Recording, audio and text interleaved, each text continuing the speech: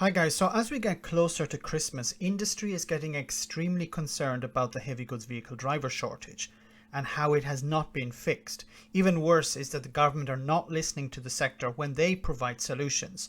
Now, Duncan Buchanan from the Road Haulage Association appeared at a Parliament Select Committee where he gave MPs a hard dose of reality. He was asked about the visa system and whether it would make a difference to the current shortage, and his response was, well, frank. Lawyer.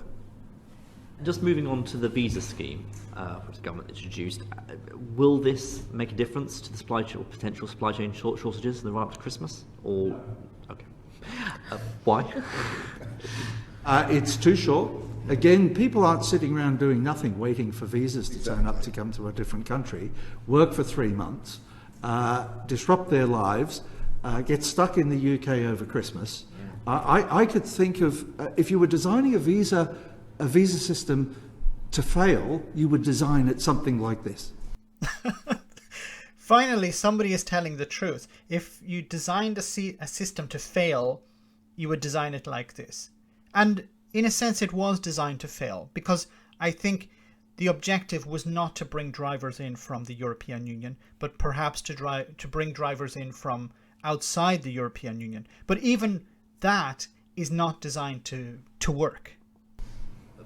How would you design it then? I would have probably made it for a year, yes, as a temporary one for a year. But I think we've also got a problem with the shortage occupation list being based on snobbery. And what I mean by that is you have to be level 3. It's a level 3 qualification. The shortage occupation list should be based on what the economy needs. Exactly. I've been tearing my hair out over this, and I don't have a lot of hair, but I've been tearing my hair out of this because, once again, the politicians are deciding, not industry. There's no consultation. They're not asking the industries that are affected by Brexit directly. All industries seem to be affected, but at the sharp end of this, how can we fix the problem? How can we get round this? Instead of listening to them, they decide the shortage occupation list. And of course, the shortage occupation list includes things like doctors and surgeons, and not the backbone of the economy. Why? Well, because I have to say it, I'm sorry to say it, but it's about keeping racists happy. We don't want all these Polish drivers. We don't want all these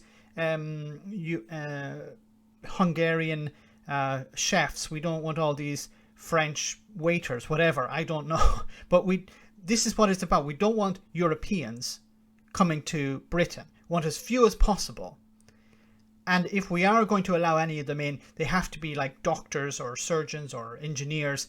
We don't want any, and it's not my words, but this is the opinion of Brexiteers, we don't want any riffraff.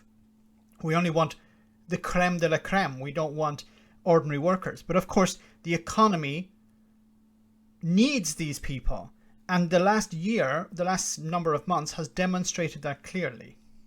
Not random academic levels, and so a level 2 lorry driving is considered level 2 in the educational scheme of things. Really, we should be thinking in terms of what level 2 skills we need. We also need to look at how we train people at level 2, because an awful lot of our training effort goes into people at level 3 and degree level. We need people trained well at level 2 to do a proper job. Someone who called James O'Brien's show a couple of days ago asked, why do you get a loan to go to university to study media studies, for example? But why is it not possible to get a loan to become a heavy goods vehicle driver? You know, we provide loans for people to do jobs that are not in huge demand, but we don't actually support people who want to do jobs that are required at the moment. Why? Maybe it's back to what this man has said. Duncan is correct here when he says it's down to snobbery. Be that plumbers, be that lorry drivers, refuse collection was mentioned earlier on. We need it all. We need training, good quality training at all levels. Sorry, he got cut off there. Yes, but he said he's telling the truth here. You need quality training at all levels, not just quality training at the top end.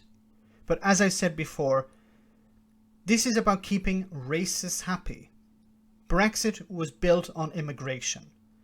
By allowing people back into the country to fill these jobs that are required, it would help the economy, but it would piss off the racists. And the racists will turn around and say, we're not voting for the Conservatives anymore. We'll go to UKIP, we'll go to Reform Party, we'll go to the Brexit Party if it still exists.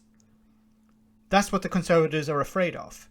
We need to keep the racists on our side. We need to keep them happy. How do we keep them happy? By telling them we're not going to allow migrants back into the country.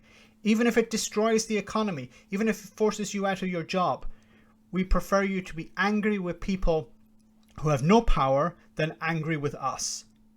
And that's what it's all about.